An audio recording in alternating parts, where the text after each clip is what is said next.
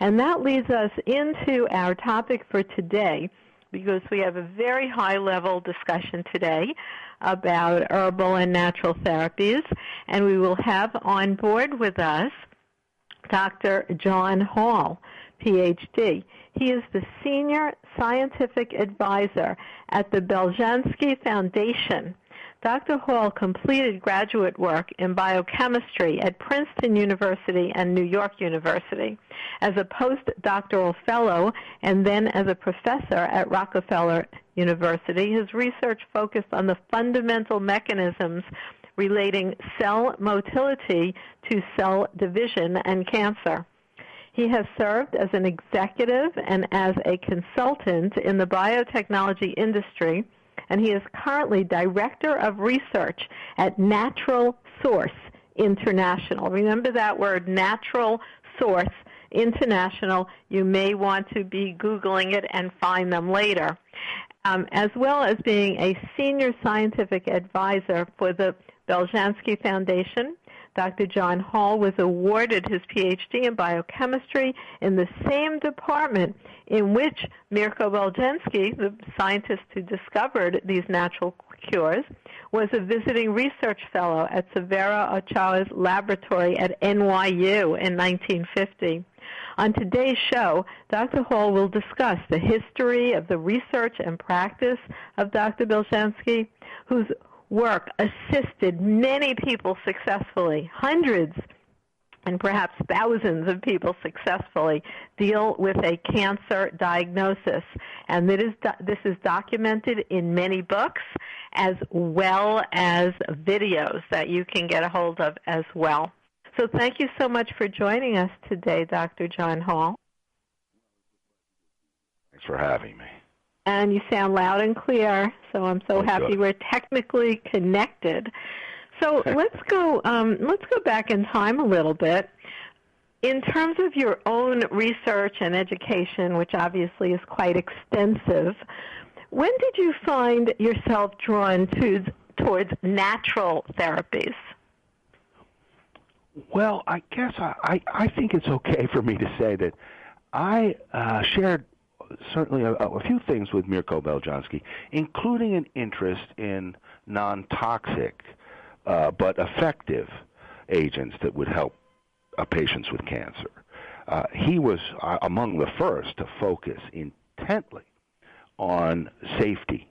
He really felt that if nature had created this vast array of compounds, among which there are compounds used as drugs, and many of these, as we know, have negative side effects, he was focusing on the idea that nature must also, in this vast world of molecules, there must be a few that nature invented that were effective but non-toxic. So going back, my own interest in this was always an early awareness of the downsides of, say, chemotherapy, for example, which really, in some cases, has drastic side effects. And so I was very comfortable plugging into Beljanski's research and joining the operation, the Beljanski Foundation and Natural Source, to help develop it further. So that sounds like it was a marriage made in heaven, and, so wonderful that you are on board with them. So now let's step back. Also, let me go on and just say one more thing. Sure, please. Which one of the great things about Beljanski, and I'll be able to talk a little bit about this today, is he really was an independent thinker. And all scientists are drawn to that at some point in their career. But he was not following the mainstream. And as we know, in the history of science, many of the best discoveries come from left field, say, from an independent thinker who's not following the crowd. And that certainly was Beljanski, and that also had extraordinary appeal to me. If you have this problem with drugs, many of which have negative side effects, and you want to move forward and get away from that, you have to be thinking outside the box. You have to have your own perspective and your own angle on the problem and come up with something that is new. Well, I have seen lectures several times, in fact, given by Dr. Beljanski's daughter, who's quite active in the field. And she has a phenomenal slide presentation that, by the way, people can also see on Sunday, November 8th, as well as many other times. Like I mentioned, I'll be presenting at the Naval Expo, and she will be as well. That's at the Huntington Hilton, November 8th, starting at 9 a.m., going all the way to 6 p.m. You can check navalexpo.com to find out when Sylvie will be presenting.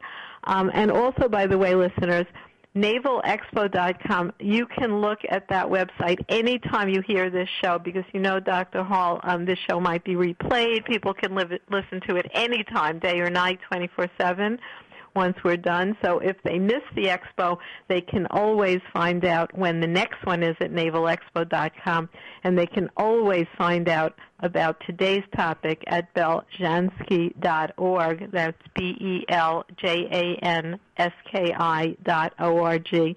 And by the way, this entire show will be archived, and there will be links to these contacts that we're talking about. So now coming back to the doctor, Mirko Beljanski, let's go back in time a little bit because he had a fantastic history as well. Yes, about his start.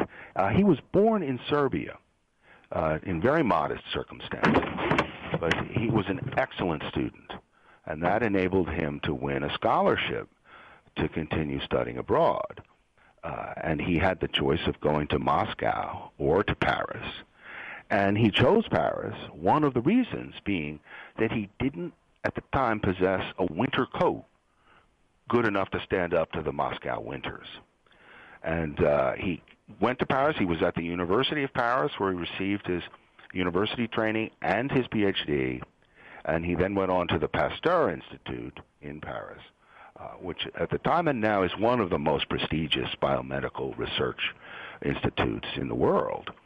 He was there for many decades, did most of his work there, his research, and that's what we have to thank the Pasteur for supporting him in those years. Yeah, very interesting with Pasteur because that whole Belchamp and Pasteur discussion that went on, perhaps our listeners don't know, but there was sort of an idea of with these kinds of diseases, particularly cancer, which is our focus for today because Dr. Beljanski and the Beljanski Foundation, he, of course, was a pioneer in cancer research, although I imagine he also researched other items and illnesses as well. But at that time, there was a discussion between the causative factors of disease. Is it a one bug, one drug solution with isolating one particular microorganism, or do these microorganisms, in fact, appear because of what Belchamp called the soil, the background information? And I think that is still a very interesting and actually very viable discussion. Yeah, I'm not closely familiar with that work. Beljanski was focusing on cancer not as an infectious disease, but as an environmental problem. Exactly, and that was more Belchamp. Yeah. Oh, yes. So what he was to modify that was, internal environment. Well, Beljanski's approach was at the DNA level. And again, I'll repeat, it was fundamental because he did not focus, as the mainstream was focusing, on the genetic code, on the information in the DNA strands.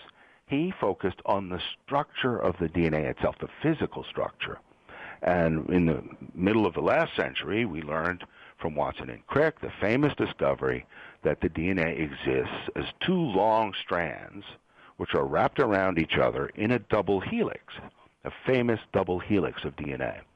And what Beljanski studied was the effect of environmental pollutants or carcinogens on the structure of the DNA, on the stability of the double helix. And what he learned, in short, is that the binding of carcinogens from our environment can destabilize the DNA double helix. And that literally means that the binding applies some torque to the structure, and instead of being this beautiful, clean double strand, it is opened and stressed in areas which ultimately, over time and progressively, with continued exposure to carcinogens, can render the cell susceptible and just right at the doorstep of a cancer. So it's the structure of the DNA, and it's not mutations. He wasn't sequencing the strands of DNA. He wasn't finding out, oh, there's a mutation, which is an error in the code, which can result, and does result sometimes, in a protein with altered function. And if that protein has an effect on cell division, say, you're on your way to deregulating that process and accelerating it, which happens in cancer. And there are lots of mutations that have been found that do contribute to cancers.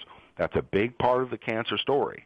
But Beljanski thought that it wasn't the fundamental cause of carcinogenesis. And he described, in many, many cases, DNA is isolated from many different tumors of many different tissues, many different kinds, that the DNA structure is different. And again, that's the purified DNA. You can get it in a test tube. There's nothing else in there but DNA. And when you look at that DNA, it was by spectroscopy, which he used, you can see that there's a subtle difference. It is destabilized. And that, in the simplest terms, means the two strands are relatively open. There are loops and openings in it.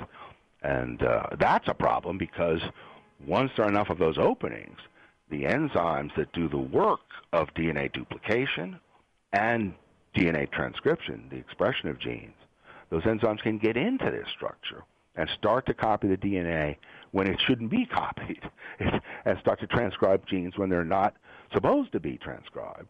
And that loss of regulation through changes in the structure of the DNA is what Beljanski discovered as the fundamental basis for cancers. Now, I know that he worked with plant extracts, which are still being used today in the products that are being made, that was based on his research. So what kind of plant extracts did he discover? He discovered two principal ones with anti-cancer effects. One of them is called Pau Pereira. It is the actual extract comes from the bark of the tree, which grows in the Amazon rainforest. He also found efficacy in an extract of a plant or a shrub called Revolfia vomitoria. And that's more widely grown, but certainly there's Africa, in West Africa it's found. These plant extracts, and in that case it's the bark of the roots. What he did was take these, extract the molecules in there, and that extraction is non-trivial. It means to get the compounds that are in these barks or in the roots or the barks, to extract them out of and independently isolate them from many of the other compounds that are there. And that's important because what he did with his method of extraction is isolate active molecules and leave behind many of the undesirable ones. So these extracts that he has are harmless. I mean, they don't exert negative side effects. And that's key for him, as I explained earlier. But that does they make do sense nevertheless because different have anti-cancer methods effects. yield different actives. So he probably tested which extraction method exactly yield which actives, because you can pull out different things from the same plant. Oh, that's right. I think he was very, very intelligent about his methodology there, because if you just take a plant, we know most of these plants, many of them, have toxic compounds, and even if they say kill cancer cells, they do that indiscriminately in many cases, and will also kill healthy cells. He wasn't interested in that. He wanted an activity with safety, and he got it. He got two, which is an impressive accomplishment. It is. Let me go on to say, I'm sorry, let me just go on to say that in order to do this, he had to develop an assay. And anybody who's been to graduate school or done some work in a lab over the summer as an undergrad will have come up against their advisor saying to them, well, you got to have an assay. You want to address this problem. You want to solve this. What's your test? What's your assay? And that was the other breakthrough here, was his assay, which he called the OncoTest. And that enabled him to determine whether or not any compound had the potential to be a carcinogen. And the details of it are using DNA templates, comparing healthy and cancerous DNA, pure DNA in a test tube, and finding out which compounds actually influence the activity of that template as for DNA synthesis. This was really an amazing assay, and he was able to discover the activity of these plant extracts using the Onco test. That was excellent. Now, was there a particular kind of cancer that he was working on, or did he find that these plant extracts had a broad base of activity? That's a great question, because the mainstream, what we've done in cancer research, is focus on different cancers in different tissues. Breast cancer, prostate cancer, lung cancer. They're all studied independently, and there is a good rationale for that. But in Beljanski's case, he's looking at DNA. Well, there's DNA in every cell of our body, in every type of tissue, and for men and women, we all have it. And it's all susceptible to the effect of carcinogens. All of our DNA, all of our cells can succumb to the DNA destabilization that Beljanski described, and ultimately to cancer. So one of the interesting things about these extracts is that they don't discriminate. It doesn't matter where the cancer is. If the DNA is destabilized, the active compounds in these extracts will target that, and what they actually do is prevent duplication of the cell with the destabilized DNA. But it's not gender specific, it's not tissue specific, it's broad spectrum, as you said. Right, and so now these have actually been made into specific remedies, which is exciting. But what happens with other significant discoveries that Beljanski made? Okay, he did do an extract of the ginkgo leaf. Now, that's a very popular extract in its green leaf form. So Beljanski did not study, at least intensively, extracts of green leaf ginkgo, but he did look at what the benefits of an extract from the yellow leaves would be. And that means that it's fall, and the leaves are changing color.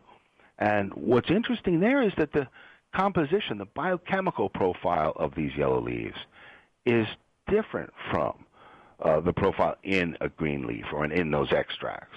So he gets a different activity. And his green leaf extract doesn't have much to do with circulation or memory, which I think are supposed to be effects of the green leaf. His yellow leaf extract has a protective effect against radiation damage. Induced radiation, damage by radiation, often fibrosis in human tissues. This ginkgo extract helps prevent that, and also to improve the condition if it's already present. So, and I think it's worth saying, one of the interesting things about the ginkgo is in Japan, in World War II, when the atomic bombs were dropped, I think the only thing left standing were some ginkgo trees. Isn't that interesting? Fascinating plant. Beljanski said, "Hey, there's something there that's radio resistant," and so there's an activity. There's something protecting that tree, and that's what he was seeking. And his extract supplies that. There are humans who have undergone radiation treatments, and they've taken advantage of the protective effects of his ginkgo extract. That's fantastic information. So, we're going to take a little break right here, and we'll hear playing a natural medicine chest. And when we come back, we're going to continue our discussion, our fascinating discussion about the Beljanski Foundation, history of a pioneer in cancer research. And Dr. Beljanski himself is an author. He's written several books. One is called The Regulation of DNA Replication and Transcription, in which he actually explains his research, and there are videos about his work. There are many new other books about his work. There are works about the products that are now offered by the Natural Source International. And when we come back, we will continue our discussion with Dr. John Hall, Senior Scientific Advisor at the Beljanski Foundation. Stand by. We'll be right back with more right here on The Natural Nurse and Dr. Z. On this edition of the Natural Medicine Chest, we'll discuss the essential oil taken from the Australian tea tree.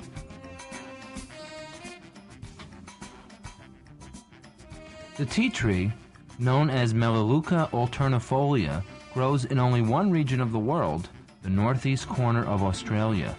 It is a full-size tree of the myrtle family, whose oil has powerful abilities to clean and help heal wounds and skin ailments such as cuts, burns, and rashes. In 1770, the infamous Captain Cook was a lieutenant in the British Royal Navy when his ship landed in Australia. The botanist on board, Sir Joseph Banks, collected samples of a sticky aromatic leaf and brought them back to England for further investigation. In 1923, an Australian curator and chemist, Dr. Penfold, conducted a study on tea tree leaves and discovered that their essential oils are 13 times stronger as an antiseptic bactericide than carbolic acid, considered the standard in the early 1900s. The oil contains 50 to 60% terpenes, 6 to 8% cineol, which causes its camphor-like odor, and several kinds of alcohols. In 1933, the Australian Journal of Pharmacy, the American Journal of the National Medical Association, and the British Medical Journal reported that tea tree oil is a powerful disinfectant, non-poisonous, non-irritating, and has been used successfully in a very wide range of septic conditions. Australian tea tree oil is mentioned in the British Pharmaceutical Codex of 1949, the UK Medicine List, and the Dispensary of the United States. During World War II, tea tree oil was considered a standard issue item for all first aid kits for Army and Navy units in tropical regions. The demand for tea tree oil exceeded the supply. However, after World War II, synthetic drugs gained in popularity and the use of tea tree oil in medicine waned. In more recent times, a renewed interest in natural, non-toxic alternatives has triggered a resurgence in tea tree oil research. In 1985, Dr. Paul Beljanski, chief of the phytotherapy department at the Faculty of Medicine, University of Paris, worked on several double-blind studies involving tea tree oil and its application as a remedy for candidiasis, chronic cystitis, staph and strep infections, and nail bed fungus. He stated, and we quote, "The essential oil of Melaleuca has entered the team of major essential oils and emerges as an antiseptic and antifungal weapon of the first order in phytoaromatherapy." Try a few drops of tea tree oil in a steam vaporizer and inhale for blocked sinuses, or rub the oil on chest and back for a cough. The Australian Journal of Dentistry reported that using tea tree oil in dental hygiene and in surgery showed it to be an extremely effective antiseptic. Add a drop on your toothbrush or include it as a gargle and mouthwash. Tea tree oil can be applied directly to the skin.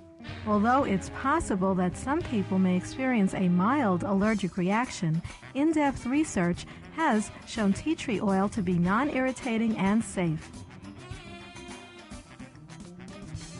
So, listeners, think about including tea tree oil, the first aid kit in a bottle, in your natural medicine chest.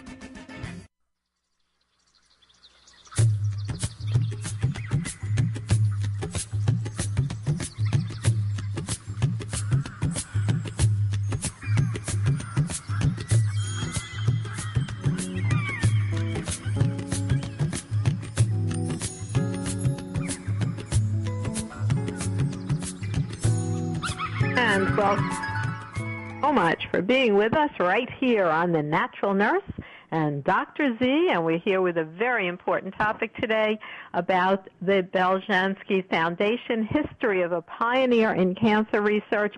You should know about this, have this handy. Unfortunately, almost every listener that we have here, and we do have about close to 150,000 downloads from our podcast. That's great. Keep it coming. We love to see that.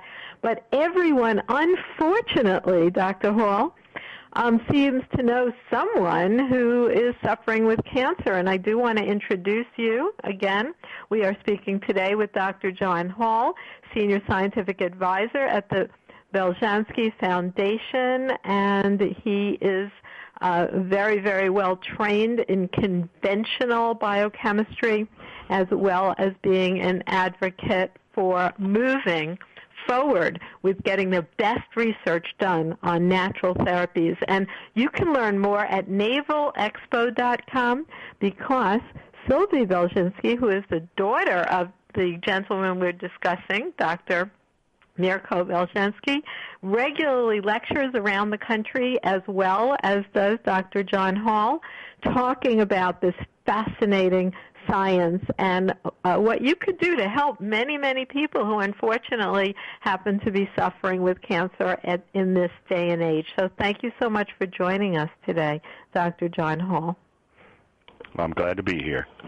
Now, you told us already that Dr. Beljanski was very interested in finding plant medicine that was both safe and effective to use universally in terms of influencing DNA changes that lead to various kinds of cancer.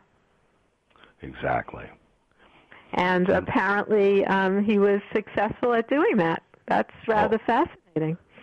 That's right. And as you were speaking there, I was thinking that one of the things that really distinguishes the Beljanski extracts from many other possible alternatives is the sheer quantity of research that's been done.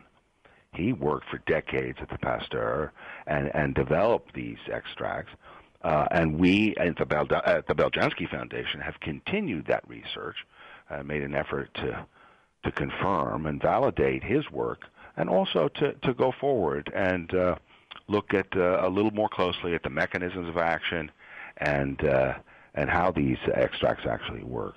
So we're both confirming his work and extending it when possible. And that's the major mission of the Beljanski Foundation. In addition, to educate.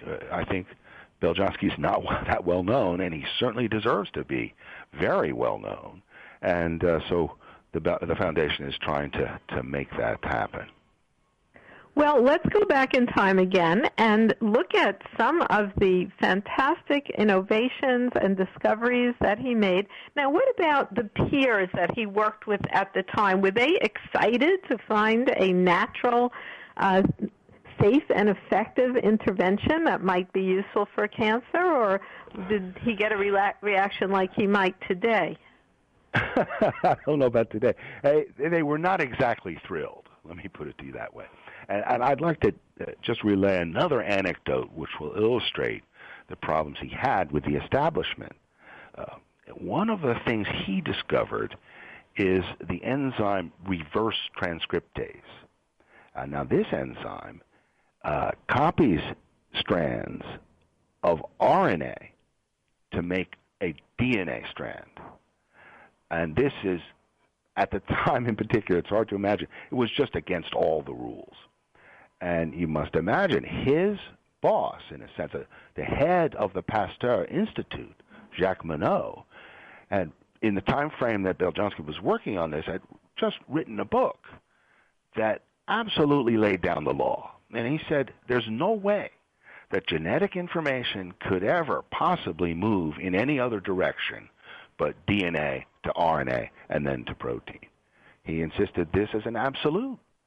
And, of course, it is heretical then to find an enzyme that can reverse that process, and that's exactly what Beljanski did.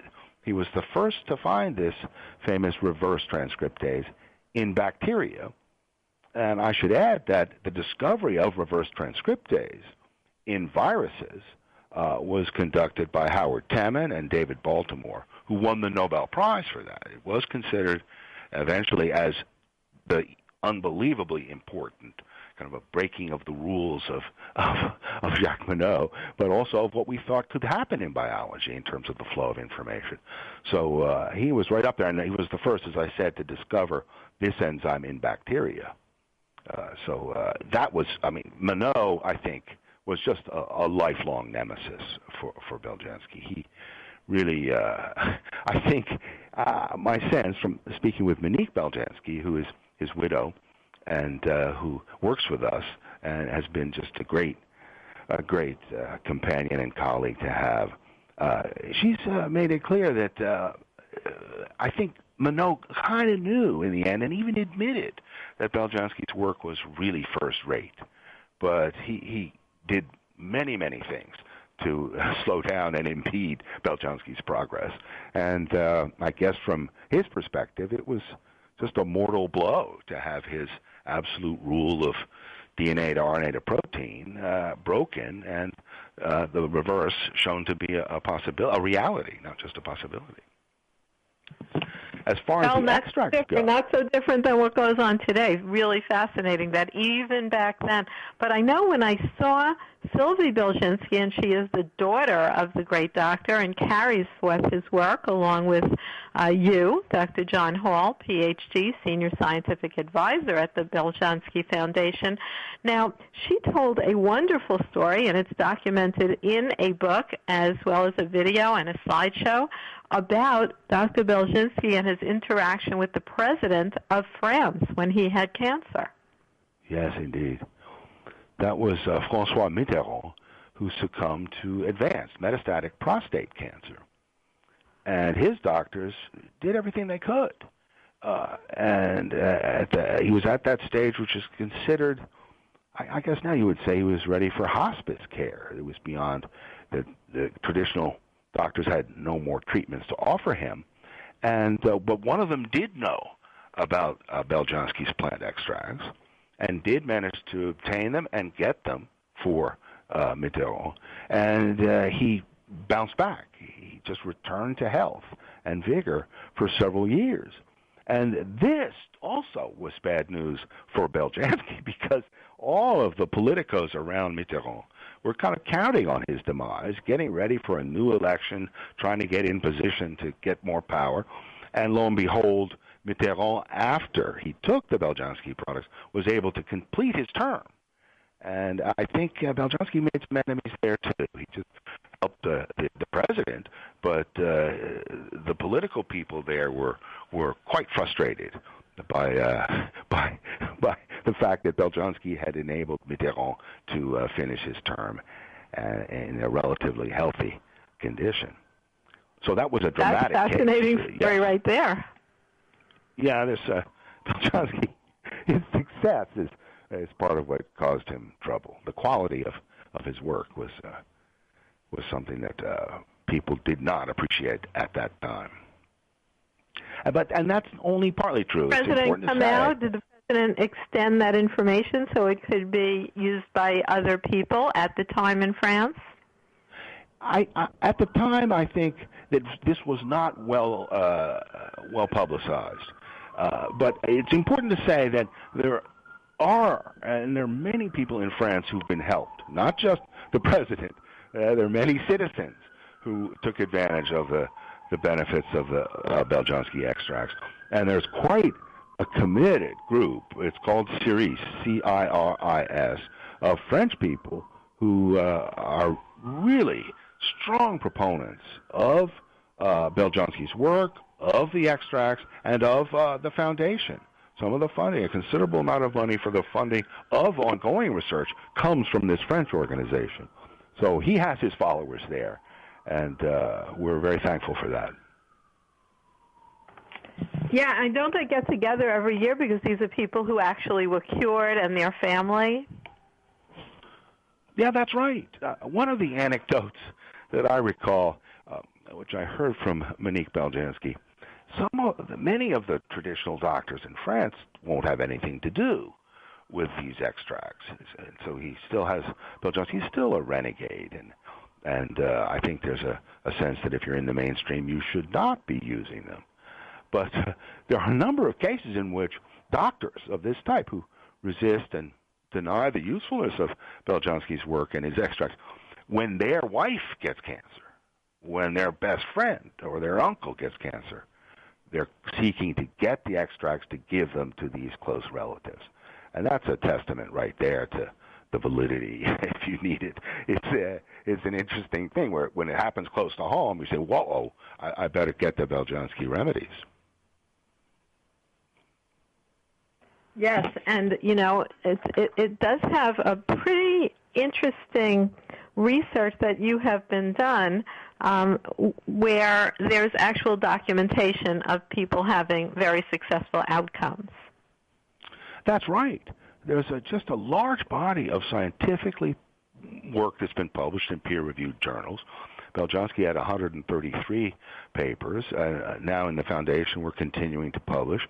But he also has the testimonials. There's just legions of these personal statements from people who've used the product successfully and are eager to talk about it.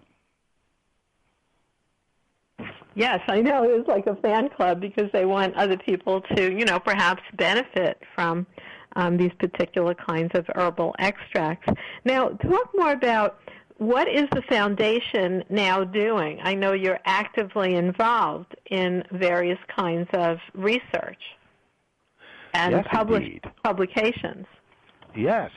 This started a few years back at Columbia University Medical Center with Dr. Aaron Katz, who's a very well-known urologist, and traditional as well as alternative. He was the director of the Department of Holistic Urology at Columbia. We know Dr. Katz well. He has been a guest here on The Natural Nurse and Dr. Z. He's very well thought of and has years of success in the field. Yes, and he took a serious interest in the extracts and took them into his own laboratory at Columbia and did the kinds of rigorous tests and experiments that are conducted for any possible drug candidate in the pharmaceutical industry or in the biomedical research industry.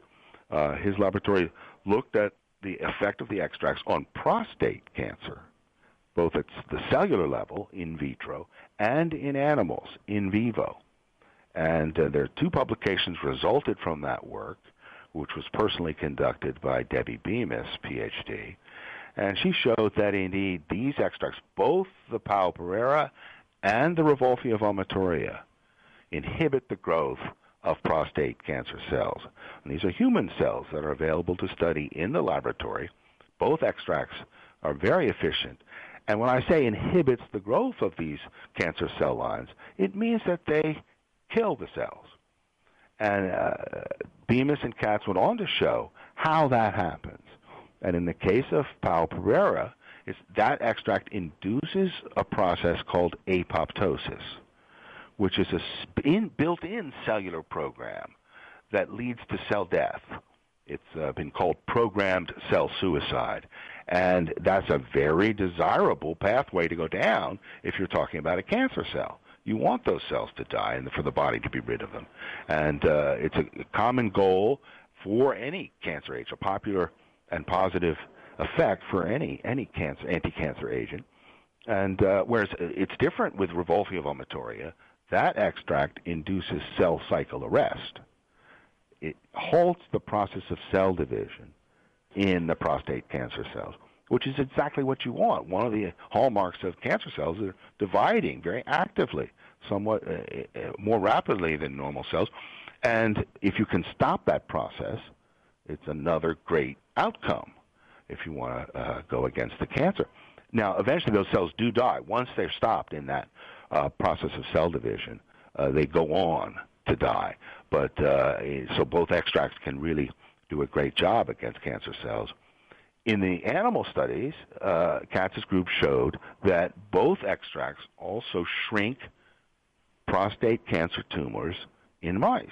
And these are human tumors that have been transplanted into the mice And then the mice are given the extracts by oral administration, and lo and behold, these tumors shrink significantly. And its statistical significance is not just, that shrank a little and this one didn't. It's really a positive result. And so that was our first foray among the prestigious research institutes and academic centers in this country. We've gone now, on. Have those actually been published? Have the results been published? 2 publications from Katz's laboratory, one for the Pao and one for the Revolfia extract. So both of them each extract got its own paper. But those are great papers. It's just, and it's wonderful because it also confirms what Beljanski was saying, but we were able to go on a little bit in terms of the mechanism of action. Beljanski knew these extracts killed cancer cells, but he hadn't yet discovered exactly how that happened, and Katz's group was able to show us that. That's fantastic. So now how can people find more out about this research? Let's say they want to read the papers for themselves. Is there a place they can link to it? Is it on PubMed? Is there a journal they can look up? They're definitely on PubMed. If you look up Katz, Aaron E. Katz, they'll pop up, or Debbie Bemis, B-E-M-I-S. But why not go to beljanski.org? That's the foundation website, and there's links to all of these papers and others. That's an excellent thing to do, and we do have that listed on our show site. We're going to be taking another short little break right here, Dr. Hall, and people who are listening to Natural Alternatives and the Natural Nurse and Dr. Z right here on Progressive Radio Network know that Progressive Radio Network does a phenomenal job of archiving all the shows. And when the shows are archived, then you can listen to them 24/7. And in addition, there are links about all these things right at the end of the description of today's show. So you'll be able to easily go to beljanski.org. There'll be a link for that. There'll be a phone number to that organization at 646-808-5583. And also, if you want to take a look perhaps at the actual products that have been discovered and used that were developed by Dr. Beljanski, you can find that at beljanskiproducts.com. And all of those links will be there to make it easy for you. We're going to take a little break right here, and when we come back, we will continue our discussion with Dr. John Hall, Ph.D., Senior Scientific Advisor at the Beljanski Foundation. We'll be right back.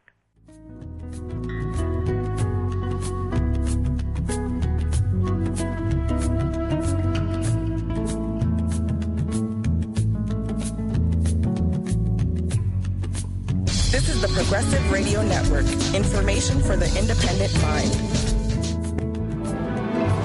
Gary Null's incisive documentary and informational films on today's most crucial issues have won dozens of international awards.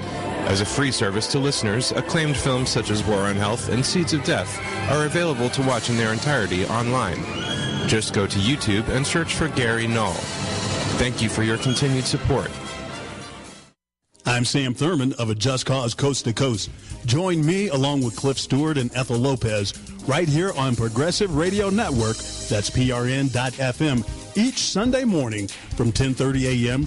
to 12:30 p.m. Eastern Time for A Just Cause Coast to Coast, where we bring you education, awareness, and information about judicial injustice. Hi there, this is Harvey Wasserman. I am the host of the Solartopia Green Power Wellness Show, which airs every Monday at 3 p.m. at PRN.FM. We cover the great issues of your health and wellness, of the health and wellness of the planet, of moving ahead towards a Solartopian, green-powered, holistic Earth. Progressive Radio Network is moving forward, and we hope you're coming with us. It's the VRONX. You know what's next. It's a bowl of soul.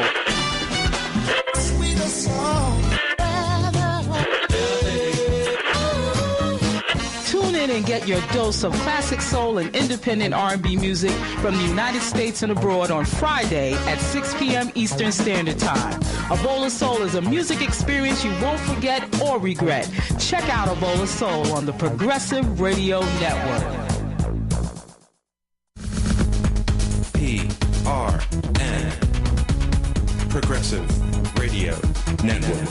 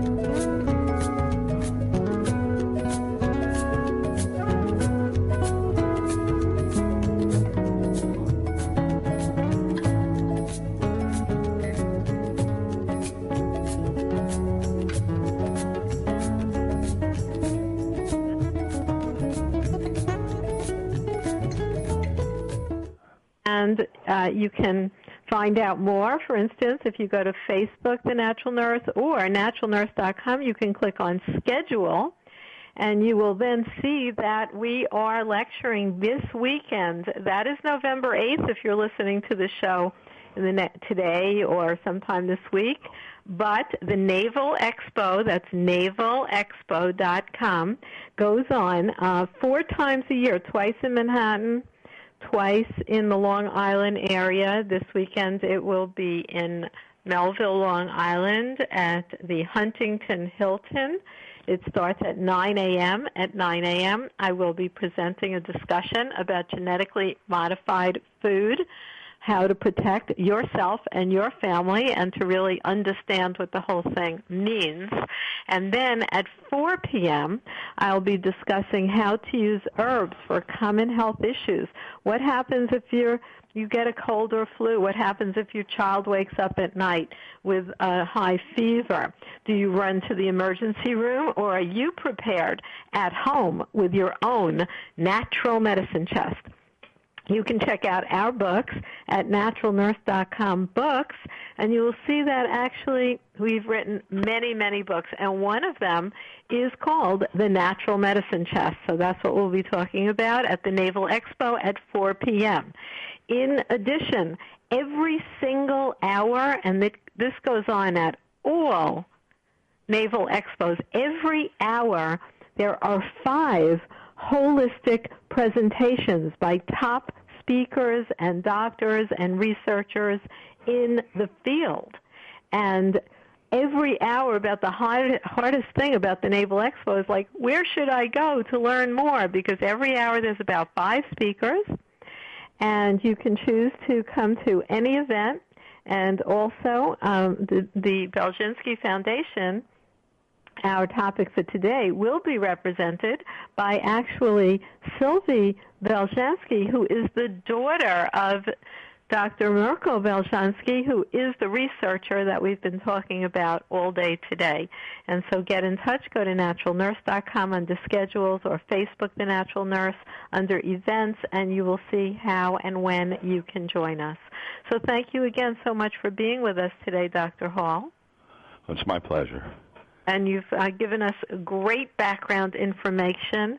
I'm actually looking at Beljanski.org. That's BELJANSKI.org. And there's like so much information there. Apparently, there's lots of books that have been written. For instance, Cancer's Cause, Cancer's Cure, which was written by Morton Walker, is a book about that discusses the Beljanski techniques as well. Oh, that's right, and I think that's the first book I recommend. But there are others. There's The Secret to Long Life in Your DNA by Jean Sec, and there's even more. Plus the manuscripts, plus Mirko's own book, which you already mentioned. There's quite a bit of material out there, And in addition, there's a movie. I don't know if you knew about that, but there's a documentary about Beljanski. Oh, tell us about that. I might have seen that, actually. So it's older and like some really old European footage, yes. Yes, but this one, well, there's two, actually. The most recent one is relatively short. It's 23 minutes. It gives you a great feeling for Beljanski, for his science, and for how he was received.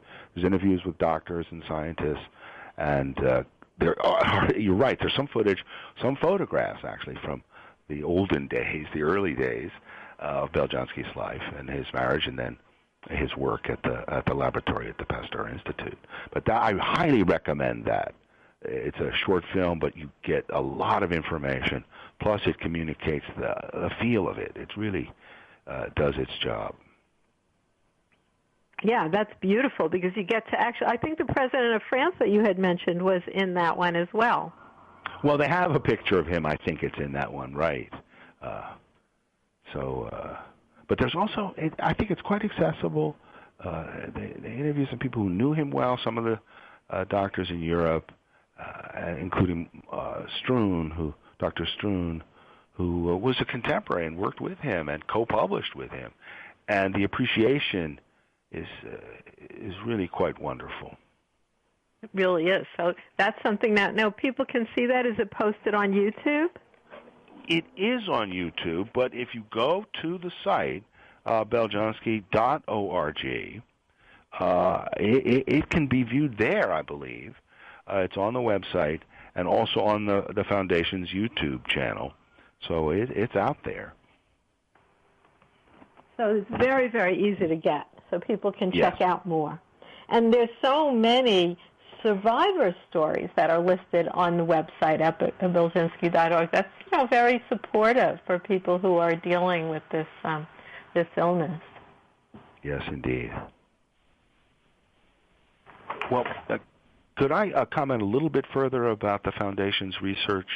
Please do. We have a few minutes, and we'd love to hear about the Foundation's because I didn't want to omit the work from Kansas University Medical Center, in which both extracts, again, the PAO and the Revolfia, were studied in the context of ovarian cancer and pancreatic cancer.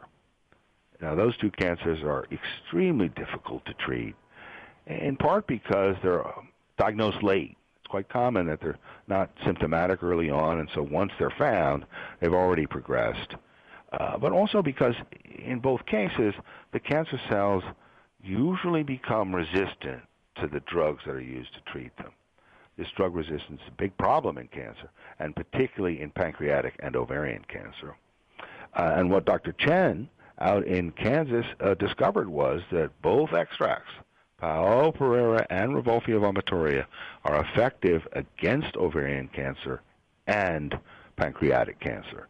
And these are just the kind of experiments I described in Katz's laboratory, where there's an in vitro phase and an animal phase, which really shows that these extracts can work against the most difficult cancers that are commonly aggressive and for which the prognosis is bleak.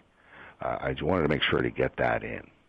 Well, thank you for sharing that. Now, what are some of the, are there any negative interactions? I mean, sometimes, very often, people are on conventional interventions such as chemotherapy and radiation, which, by the way, have certainly been proven to be useful at times in terms of shrinking the actual cancers, especially if they're tumors. However, when we look at the adverse effects, we really need to try to support the body through going through those kinds of conventional interventions. So is there any known interactions that people should be warned about? Well, it's a good question, and what I'd like to be able to say is that there are positive interactions, but not negative ones. And this comes from the work I just started to talk about in Kansas. Those researchers looked at combination treatments, including one extract, the PAO, and a chemotherapy drug, as well as another extract, Revolfia, and a chemotherapy drug. And for ovarian, the drug of choice is usually carboplatin. In pancreatic cancer, it's gemcitabine. And what they found was that the combination of the plant extract plus the drug gave the best result in terms of shrinking the tumors, removing the ascites, and killing off the cancer cells. So in a sense, there's a positive interaction if you can combine these extracts with traditional chemotherapy. And this is some of Beljanski's early work showed this with a couple of drugs. There are now these gemcitabine and carboplatin have been studied in combination with the extracts. And Katz also did a study with prostate cancer cells using docetaxel. So it looks like there's a very good synergy between the extracts and the cancer drugs. And this is something that that's is important. Fantastic. We have actually come to the end of our time. I want to thank you so much, Dr. John Hall, Senior Scientific Advisor at the Beljanski Foundation. Listeners, find out more at beljanski.org. That's BELJAN as in Nancy, SKI.org, or watch the archives. They'll be posted on PRN.FM, Progressive Radio Network. Until next time, this is Ellen Kamai, the Natural Nurse. And as always, we are wishing you the best.